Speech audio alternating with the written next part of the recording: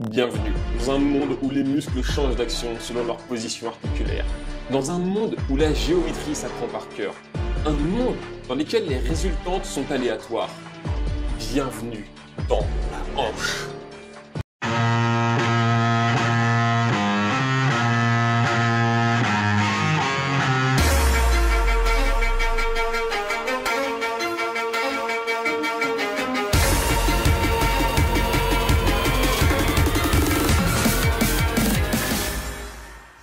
La hanche est constituée de l'articulation coxo-fémorale entre l'os coxal et le fémur.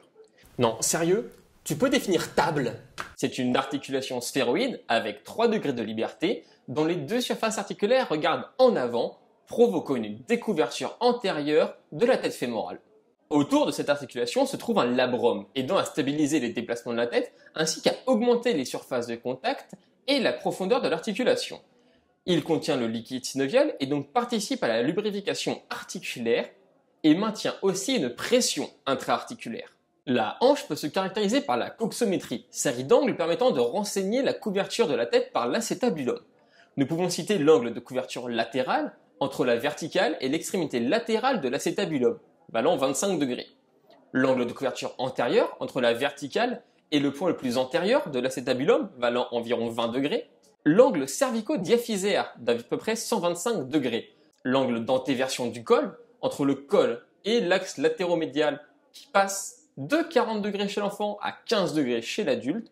Ou enfin l'angle de fuite de l'acétabulum, entre l'horizontale passant par la partie la plus médiale de l'acétabulum et un axe joignant le point le plus latéral et le plus médial de celui-ci, valant à peu près 10 degrés. On peut aussi citer les travées osseuses qui se rendent selon la direction des contraintes, dont les principales sont les faisceaux arciformes latérales et l'éventail de sustentation. Autre point notable, les inversions musculaires. En effet, de nombreux muscles vont voir leur action modifiée selon la position articulaire.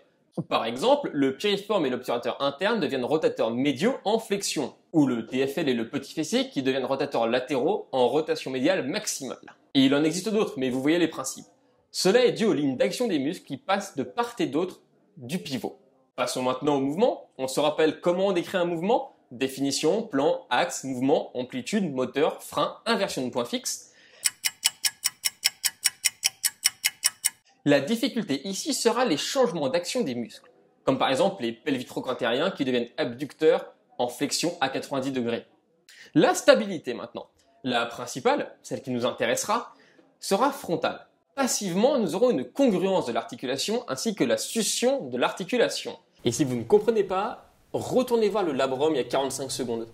Et à distance, nous aurons un hauband latéral passif, le tractus iliotibial. Activement, nous aurons un hauband latéral actif avec le deltoïde fessier, TFL, grand fessier superficiel, moyen fessier, ainsi que l'obturateur externe.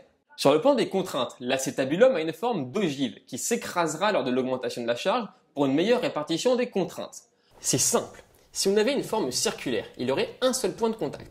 Mais là, dû à la forme de l'ogive, il y a 2 points de contact, ce qui va diviser les contraintes en 2. En cas de problème, nous aurons 2 boiteries pour compenser les déficits. Trait-Delengbourg, boiterie de hanche et Duchesne de Boulogne, boiterie d'épaule. Enfin, quelques valeurs de résultantes à connaître sur la hanche. La balance de Powell avec une résultante valant 4 fois le poids. Les mesures de Riedel avec une résultante valant la moitié du poids en bipodal et 3 fois le poids en monopodal. Enfin, celle de Paul où la résultante vaut 5/6 du poids pendant la marche, 7 fois le poids pendant une marche rapide et 5 ou 6 fois le poids lors de la montée ou descente d'escalier. Voilà, vous avez survécu à la sinusiologie de la coxo-fémorale. Vous me croyez beau, fort, intelligent? Vous l'avez encore, je passe au